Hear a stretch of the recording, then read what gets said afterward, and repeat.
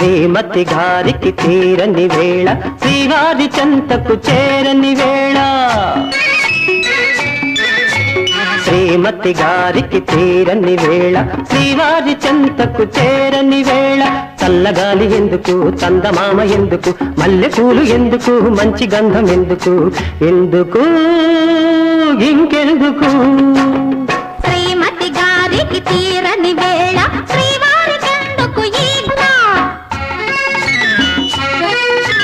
శ్రీమతి గారికి తీరని వేళ శ్రీవారి చెంతకు ఈ గోళ చల్లగాలి చెప్పవే చందమామ చెప్పవే మల్లె తావి చెప్పవే మంచి మాట చెప్పవే